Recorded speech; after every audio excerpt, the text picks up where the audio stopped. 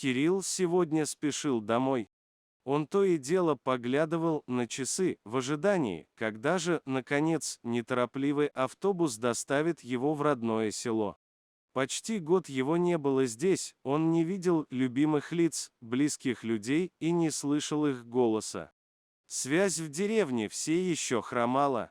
Да и по правде сказать, родители его не привыкли к сотовой связи, отмахиваясь от современных смартфонов, как от чего-то ненужного и бесполезного.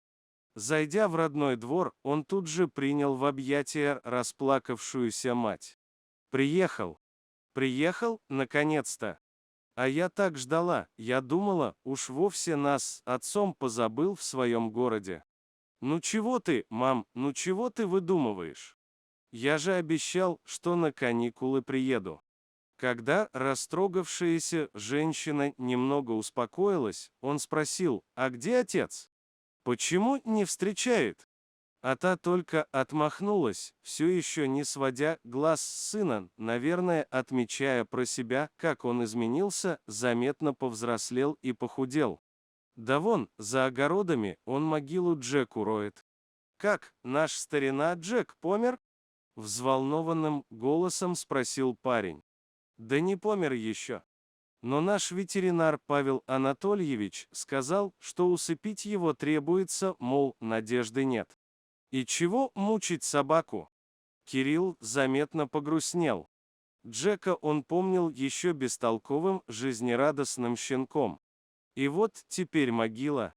Так вроде же он еще живой и не такой старый, что же с ним вдруг такое случилось, что за болезнь его подкосила? Оставив свои сумки во дворе, парень пошел на поиски отца и его собаки. Сразу же за огородами бежала река, за ней лес. «Да чего же тут красиво!» – подумал Кирилл и раскинул руки, вдохнул полной грудью, словно рай Божий на земле. И даже тяжелые мысли немного отступили, подавленные с детства знакомыми видами. Но тут он заметил фигуру отца, который то и дело откидывал лопатой грунт, постепенно зарываясь в почву. Перед глазами тут же всплыл верный Джек. Неужели это для него? И неужели уже ничего нельзя сделать? Кирилл ускорил шаг, чтобы наконец разобраться, что же здесь происходит. Отец встретил сына крепкими мужскими объятиями. Да, он действительно был рад видеть Кирилла и даже начал улыбаться, забыв о своем тяжелом занятии. А рядом лежал Джек. Увидев парня, он тоже сразу его узнал и, завиляв хвостом, принялся ластиться и подпрыгивать. Не сумев сдержать эмоций, Кирилл присел перед псом и начал его гладить, находясь немного в недоумении. «Бать, а что с ним? Выглядит вполне здоровым». А мужчина только пожал плечами, а черт его знает, он 2 дня от еды отказывался. Я его к Анатольичу повел, а тот-то смотрел и говорит, мол, все, надежды нет, будет мучиться, лучше усыпить. Вот на завтра и договорились. Удивительно, но пес лежал на краю собственной могилы и улыбался во всю свою собачью морду, даже не подозревая, что уже завтра его бесчувственное тело засыплют землею, чтобы навсегда скрыть от этого мира. Так, может, ошибся Анатолич? Ты же посмотри, по нему и не скажешь, что он болен. А давай его другому специалисту покажем. В надежде на чудо предложил Кирилл. «Да много ты понимаешь», – пробурчал отец, выкидывая очередную лопату грунта из уже образовавшейся ямы. «Мы с Анатольичем 30 лет знакомые, ни разу он не ошибался. Сколько он нам коров да лошадей выходил. А уж про собак то и говорить нечего». Но все же в голове парня не укладывалось, что этот выглядящий здоровым и счастливым пес нуждается в том, чтобы его усыпили.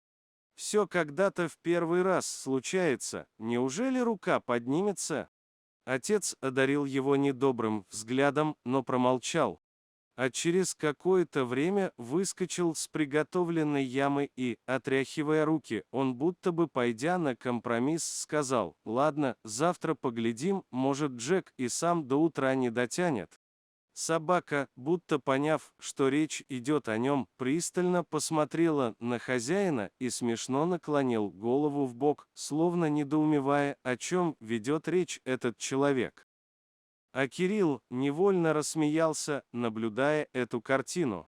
Вечер выдался долгим, за хорошим столом и самогоном они вспоминали былые годы. Родители говорили о тех временах, когда он был еще ребенком и часто проказничал, а он же старался описать им его теперешнюю жизнь в городе. Уж небо начало сидеть в преддверии восходящего солнышка, когда они разошлись по кроватям. Кирилл еще долго не мог уснуть, растревоженная память то и дело выдавала ему картины счастливого детства, когда он, беззаботный мальчишка, босой бегал по этим тропинкам, выдумывая с друзьями разные проказы. И в каждой этой картине был старина Джек. Сначала он был щенком, таким же, как и он сам, беззаботным и озорным, а потом это уже был взрослый пес, легкий на подъем и всегда оказывавшийся рядом, когда его хозяин в этом нуждался. И вот теперь укол, вечный сон и яма. Парень не мог в это поверить, слезы сами выступали на глазах. От этих мыслей к горлу подкатывал горький комок.